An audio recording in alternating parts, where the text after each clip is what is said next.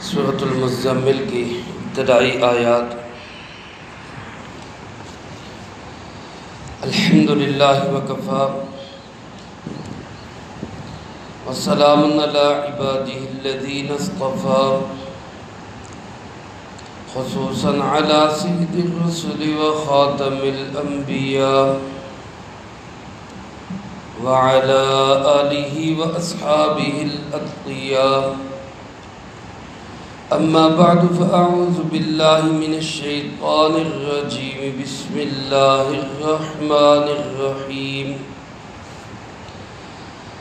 یا ایہا المزمل قم اللیل الا قلیلا نصفہ او انقص منہ قلیلا او زد علیہ ورتل القرآن ترتیلا۔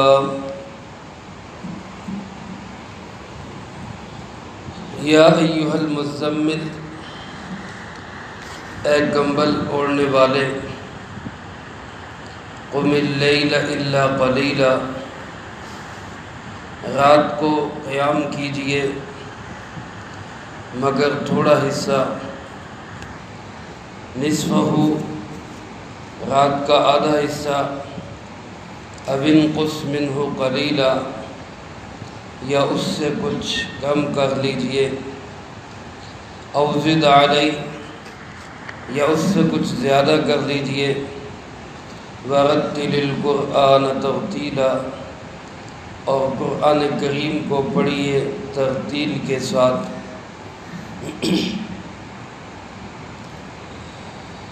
سورۃ مبارکہ کا نام المزمل ہے، جو کہ اس کی پہلی ہی آیت سے لیا گیا ہے۔ ترتیب کے لحاظ سے اس سورۃ مبارکہ کا نمبر 73 ہے، یعنی اس سے پہلے 72 سورتوں کا درس ہم سماعت فرما چکے ہیں۔ اللہ پاک اس کو قبول فرمائے۔ نازل ہونے کے اعتبار سے اس سورۃ مبارکہ کا نمبر 3 ہے۔ مفسرین کرام رحمہم اللہ نے لکھا ہے، سب سے پہلے جناب محمد کریم صلی اللہ علیہ وآلہ وسلم پر جو آیات مبارکہ نازل ہوئی، پہلی وحی غار حرا میں، وہ سورۃ علق کی ابتدائی 5 آیات ہے۔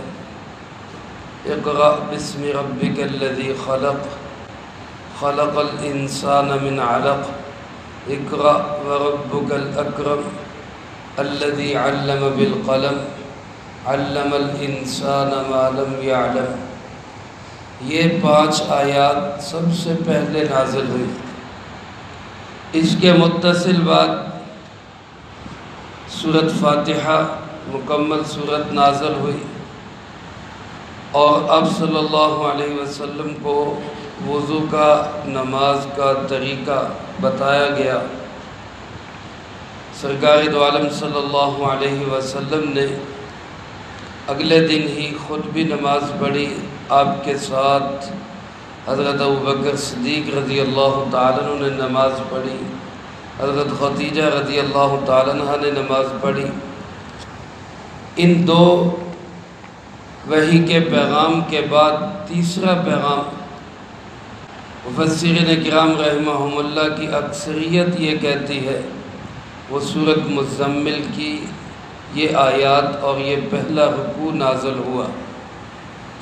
اگرچہ بعض مفسرین کی رائے اس سے مختلف ہے، بعض نے سورۃ قلم کی ابتدائی آیات کو کہا ہے، بعض نے سورۃ مدثر کی ابتدائی آیات کہی ہیں جو اگلی سورت ہے، لیکن زیادہ تر مفسرین کرام رحمہم اللہ فرماتے ہیں کہ تیسرے نمبر پر قرآن کریم کا جو حصہ نازل ہوا وہ اسی سورۃ مبارکہ کا پہلا رکوع ہے۔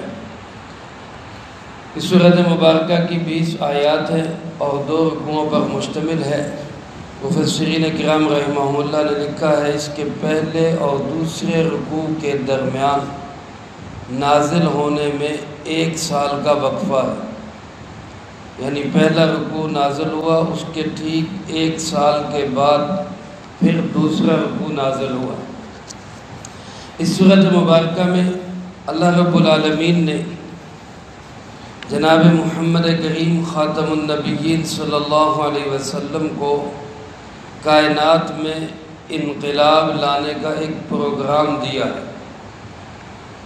انقلاب کا معنی ہوتا ہے تبدیلی، حالات کو، ماحول کو بدل دینا، اور حالات و ماحول کو بدل دینے کے لیے ذاتی اصلاح ضروری ہے۔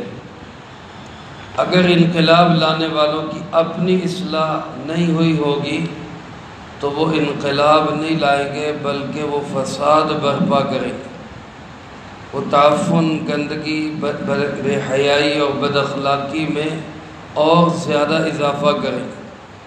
اس لیے دنیا کے اندر جتنے بھی انقلاب آئے ہیں، اچھے یا برے، ان کے حالات اگر آپ دیکھیں تو اگر انقلاب لانے والوں کی ذاتی اصلاح ہو چکی ہے تو ان کا انقلاب دنیا کے لیے مفید ثابت ہوا ہے، اور اگر ذاتی اصلاح نہیں ہوئی تو ان کا انقلاب دنیا کے اندر بے حیائی، بد امنی اور فساد کو بڑھا گیا۔ آپ ساری دنیا کی تاریخ کا جائزہ لے لیں، ساری صورتحال آپ کے سامنے آئے گی۔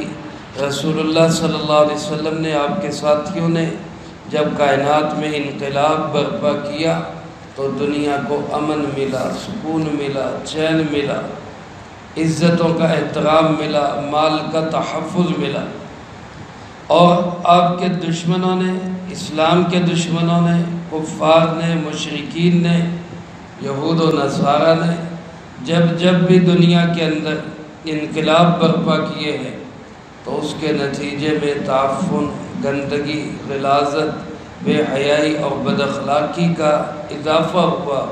وجہ کیا تھی؟ کہ انقلاب لانے والوں کی اپنی اصلاح نہیں ہوئی۔ اس لیے رسول اللہ صلی اللہ علیہ وسلم کو اور آپ کے ساتھیوں کو انقلاب کے لیے تیار کرنے سے پہلے اللہ پاک نے ایک ذاتی اصلاح کا پروگرام دیا۔ اس سورۃ مبارکہ میں اسی پروگرام کا تذکرہ ہے۔ اس کے بعد پھر اگلی سورۃ مبارکہ میں وہ ذاتی انقلاب لانے کے لیے محنت اور جد و جہد کا تذکرہ ہے۔ علماء نے لکھا ہے کہ ذاتی اصلاح کے لیے سب سے زیادہ جو بہترین عمل ہے وہ رات کو اللہ کے سامنے اٹھنا ہے، تہجد میں کھڑے ہونا ہے، قرآن کریم کا پڑھنا ہے۔ ذاتی اصلاح کے لیے یہ سب سے بہترین اور اکثر نسخہ ہے۔ اس لیے رسول اللہ صلی اللہ علیہ وسلم کو اور آپ کے ساتھیوں کو ابتدائے اسلام میں اس کا جو ہے اس پہ کاربند کیا گیا، اور ایسا کاربند کیا گیا کہ تہجد کی نماز کو فرض قرار دیا گیا۔ صرف فرض ہی نہیں بلکہ اس کے لیے رات کا ایک طویل حصہ، لمبی کی رات، کم سے کم رات کا چوتھا حصہ جاگنا، یہ بھی فرض قرار دیا گیا کہ اتنی طویل دیر تک قیام کریں، قرات کریں، رات کے کم سے کم چوتھائی حصے میں اللہ کے سامنے کھڑے ہوں۔ اس بات کو فرض قرار دیا گیا۔ اللہ پاک نے اپنے محبوب صلی اللہ علیہ وسلم کو اس سورۃ مبارکہ میں مخاطب کیا یا ایھا المزمل کے الفاظ۔ ان الفاظ کے اندر بڑی پیار، بڑی چاہت، بڑا ہی پیار اور بڑی اپنائیت۔ علماء نے لکھا ہے اس کے پس منظر میں مختلف واقعات کا تذکرہ آتا ہے۔ بعض حضرات نے تو یہ لکھا ہے کہ جب آپ نے پہلی وحی کے بعد، پہلی اور دوسری وحی کے بعد اپنی محنت کا آغاز کیا، لوگوں کو ملنا شروع کیا، توحید کی دعوت دینا شروع کی، تو مشرکین عرب نے آپ کے متعلق عجیب عجیب باتیں شروع کر دی۔ کسی نے نعوذ باللہ جھوٹا کہنا شروع کر دیا، کسی نے جادوگر کہنا شروع کر دیا، کسی نے جو ہے وہ کاہن اور نجومی کہنا شروع کر دیا۔ رسول اللہ صلی اللہ علیہ وسلم کو ان باتوں سے بڑی تکلیف ہوئی۔ 40 سال آپ نے ان کے اندر گزارے، صادق اور امین کہتے رہے، اور اب ایک دم وہ لوگ بالکل ہی اس کے برعکس غلط اور گھٹیا الفاظ استعمال کرنے لگ گئے۔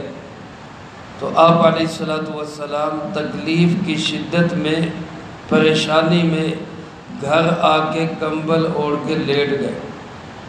اس وقت آپ کو ضرورت تھی کہ کوئی آپ کو مہربان، آپ کو تسلی دیتا، کوئی آپ کو دلاسا دیتا، تو قربان جائے آپ صلی اللہ علیہ وسلم کی عظمت اور شان کے کہ دلاسے کے لیے، تسلی کے لیے، حوصلے کے لیے اللہ رب العالمین نے قرآن کریم کی یہ آیات نازل فرمائی، اور اس میں بڑے پیار سے مخاطب کیا ہے کمبل اوڑھنے والے، بڑی ہی چاہت اور اپنائیت کے ساتھ ہے کمبل اوڑھنے والے۔ جیسے دنیا کے اندر کوئی انسان روٹھا ہوا ہو یا کوئی انسان دل گرفتہ ہوا ہو، پریشانی کے عالم میں ہو، تو اس کو مخاطب کرنے کے لیے اس کی حالت کے ذریعے سے مخاطب کیا جاتا ہے۔ حضرت علی کرم اللہ وجہہ ایک دفعہ گھر سے باہر نکلے، مسجد نبوی میں جا کے وہاں پہ آرام کرنے لگے۔ شاید کوئی پریشانی اور تکلیف ہو، مسجد میں جا کے لیٹ گئے۔ آپ گھر تشریف لائے، اپنی بیٹی سیدہ کائنات حضرت سیدہ فاطمہ رضی اللہ تعالیٰ عنہ سے پوچھا، بھائی علی کہاں ہے؟ انہوں نے کہا جی وہ باہر چلے گئے۔ آپ مسجد میں تشریف لائے کہ وہاں پہ ہوں گے۔ مسجد میں آئے تو آپ نے کیا دیکھا؟ حضرت علی کرم اللہ وجہہ مسجد کے فرش پہ لیٹے ہوئے، بستر بھی کوئی نہیں، اپنے تن کا جو کپڑا ہے، چادر ہے، وہ بھی ہٹا ہوا ہے، اور مسجد کے کچے فرش کی مٹی حضرت علی کے جسم مبارک کو لگ رہی۔ تو رسول اللہ صلی اللہ علیہ وسلم نے اس حالت کو دیکھ کر پیار کے ساتھ، اپنائیت اور چاہت کے ساتھ آپ نے فرمایا، قوم یا ابا تراب، اٹھو مٹی والے، یعنی اسی حالت کو آپ نے سامنے رکھ کے خطاب کیا، اے مٹی والے اٹھ۔ اسی سے حضرت علی کرم اللہ وجہہ کو ابو تراب کہا جانے لگا۔ تو یہ اپنائیت اور چاہت کی بات ہے، دلاسے اور حوصلے کی بات ہے۔ اللہ نے بھی اپنے محبوب صلی اللہ علیہ وسلم کو ان خوبصورت الفاظ سے مخاطب کیا، اے کمبل اوڑھنے والے۔ حکم کیا ارشاد فرمایا؟ فرمایا قم اللیل، رات کو قیام کیجیے۔ تہجد کی نماز کو اسی لیے قیام اللیل کہا جاتا ہے، رات کو قیام کرنا۔ قم اللیل، رات کا قیام کیجیے۔ کتنا قیام کرنا ہے؟ فرمایا الا قلیلا، ساری رات نہ کریں، کچھ حصہ کم کر لیں۔ قلیل، کچھ تھوڑا کر لیں۔ وہ کتنا تھوڑا کر لیں؟ فرمایا نصفہ، آدھی رات کم کر لیں، یعنی آدھی رات قیام کریں، آدھی رات آرام کر لیں۔ او انقص، یا آدھے سے کچھ کم کر لیں، یعنی قیام کم کر لیں، آرام زیادہ کر لیں۔ او انقص منہ قلیلا، کچھ تھوڑا سا آدھے سے کم کر لیں۔ او زد علی، یا آدھے سے کچھ زیادہ کر لیں۔ اس سے علماء نے نتیجہ نکالا ہے جو اگلے رکوع میں آ رہا ہے کہ یعنی آدھے سے کم کر لیں، 1/3 حصہ آرام کر لیں، 2/3 حصے جاگ لیں، یا زیادہ کر لیں یعنی 2/3 حصے آپ آرام کر لیں اور 1/3 حصہ آپ قیام کر لیں، یا آدھا کر لیں کہ آدھی رات آرام کریں اور آدھی رات آپ قیام کریں، لیکن کم سے کم 1/3 رات یا رات کے چوتھے حصے سے زیادہ حصہ یہ جاگنا فرض قرار دیا گیا تھا۔ علماء نے لکھا ابتدائی اسلام میں چونکہ 5 نمازیں تو فرض ہوئیں معراج کے موقع پہ، نبوت کے 10ویں سال میں جا کر، تو ابتدائی اسلام میں آپ صلی اللہ علیہ وسلم پہ بھی اور تمام مسلمانوں پہ بھی ایک ہی نماز فرض تھی، وہ تہجد کی نماز تھی۔ پھر فجر کی اور عصر کی 2 نمازیں ہوئیں، اور پھر 5 نمازیں وہ معراج کے موقع پہ جا کے فرض ہوئی۔ تو تہجد کی نماز بعد میں فرض تو نہ رہی، لیکن نوافل میں سب سے عظیم نوافل یہ تہجد کے نوافل۔ رسول اللہ صلی اللہ علیہ وسلم پہ تو علماء نے لکھا ہے یہ فرض ہی رہی، لیکن عام ایمان والوں سے اس کی فرضیت ہٹا دی گئی۔ آپ صلی اللہ علیہ وسلم نے تہجد کی فضیلت بیان کرتے ہوئے اس کے 4 فائدے بیان کیے۔ فرمایا علیکم بقیام اللیل فإنہ دأب الصالحین قبلکم، اے ایمان والو تم پر رات کا قیام لازم ہے، یعنی رات کے قیام کو لازم پکڑو، ضروری اس کو اختیار کرو۔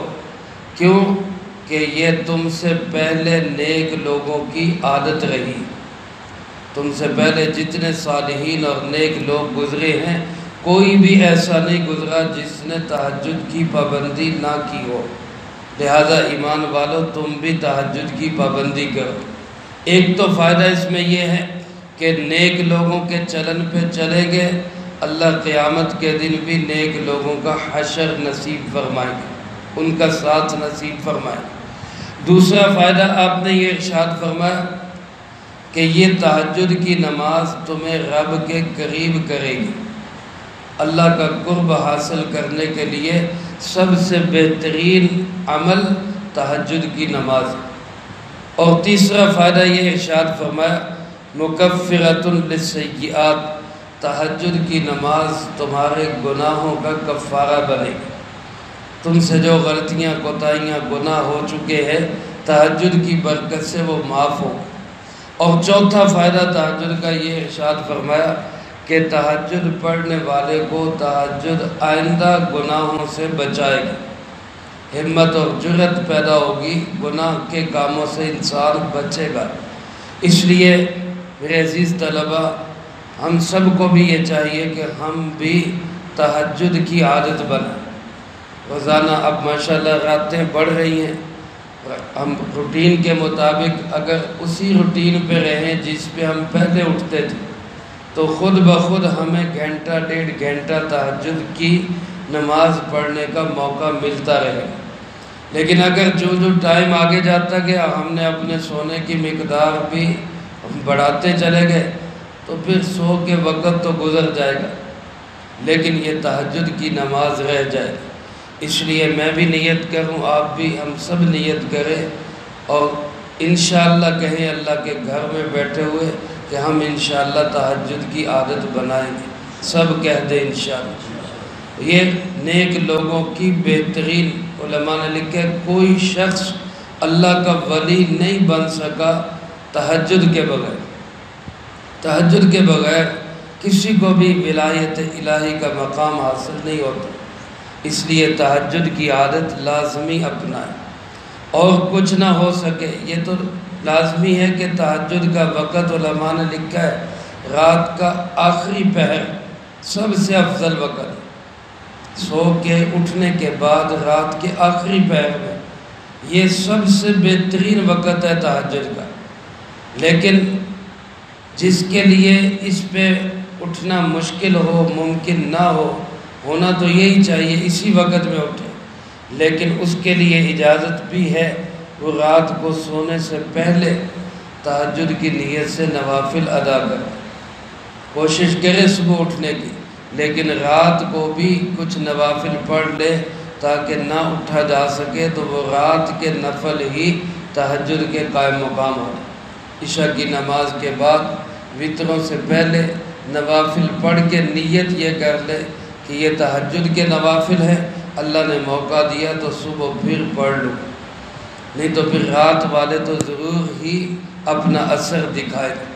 تو بہرحال یہ تہجد کی نماز کا حکم دیا گیا کہ آپ رات کو اٹھیں، آدھی رات قیام کریں، 1/3 رات قیام کریں اور 2/3 رات قیام کریں، کم سے کم 1/4 حصہ رات کا ضرور قیام کریں۔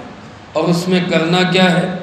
فرمایا وَرَتِّلِ الْقُرْآنَ تَرْتِيلًا، اس میں قرآن کریم کو ترتیل سے پڑھیں۔ علماء نے لکھا ہے تہجد کے وقت انسان تسبیح بھی پڑھ سکتا ہے، رکوع بھی لمبا کر سکتا ہے، سجدے بھی لمبے کر سکتا ہے، لیکن سب سے افضل یہ ہے کہ رات کو تہجد میں قیام لمبا کرے اور قیام کے اندر قرات زیادہ کرے۔ اگر قرآن پاک زیادہ یاد ہو زیادہ صورتیں پڑھے، زیادہ یاد نہیں، جو صورتیں یاد ہیں انہی کو بار بار پڑھتا رہے، لیکن قیام طویل کرے۔ ایک ہی صورت یاد ہو تو اسی کو بار بار پڑھتا رہے۔ جتنی قرات اور جتنا قیام لمبا ہوگا تہجد اتنی ہی اثر والی ہوگی۔ اور دوسری بات یہ ترتیل کس کو کہتے ہیں کہ قرآن کریم کو صرف پڑھے نہ بلکہ سکون سے پڑھے، کہ ایک ایک لفظ الگ الگ ادا ہو اور پڑھنے والے کا پڑھنے سے محسوس ہو کہ اس کو معنی بھی آتا ہے۔ یہ ساری چیزیں ترتیل کے اندر داخل ہیں۔ صحیح حروف کی صحیح ادائیگی، اپنی بساط کے مطابق خوش الحانی کو بنانا اور ترجمے پہ غور کرنا، تدبر اور غور کے ساتھ قرآن کریم کو پڑھنا، یہ ساری چیزیں اس ترتیل کے اندر داخل ہیں۔ رسول اللہ صلی اللہ علیہ وسلم نے ایک شخص کو دیکھا کہ وہ قرآن کریم کو پڑھ رہے اور جلدی جلدی پڑھ رہے، تو فرمایا، جس کا مفہوم یوں ہے کہ ختم تک پہنچنے کی جلدی کرنے کی بجائے تھوڑا پڑھ لے اور صحیح پڑھ لے، اچھا پڑھ لے، ٹھہر ٹھہر کے پڑھ لے۔ ایک شخص کو آپ صلی اللہ علیہ وسلم نے دیکھا، اس کی قرات کے اندر ٹھہراؤ بھی ہے اور معلوم یہ ہوتا ہے کہ اس کو ترجمے پہ بھی غور ہے، ترجمہ بھی آ رہا ہے۔ فرمایا کہ یہ صحیح ترتیل کے ساتھ پڑھ رہا ہے۔ اس لیے یہ ساری چیزیں ترتیل میں داخل ہے۔ قرآن کریم کو پڑھنا بھی ہم سیکھیں، صحیح پڑھنا بھی سیکھیں، اور پھر آواز میں درد اور الحان پیدا کر کے اچھی آواز بنا کے پڑھنے کی بھی کوشش کریں، اور ساتھ ساتھ معانی پہ تدبر اور غور بھی ہمارا محسوس ہو۔ اس سے پتہ چلے گا کہ یہ ترتیل کے ساتھ قرآن کریم پڑھ رہے ہیں۔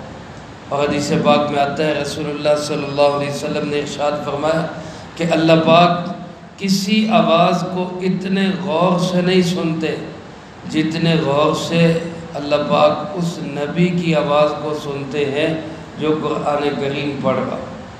یعنی اللہ کا نبی قرآن کریم پڑھے، اللہ پاک اس کو بھی غور سے سنتے، اور بعد میں امت بھی اگر قرآن کریم کو ترتیل سے پڑھے گی اللہ پاک اس کو بھی غور سے سنتے۔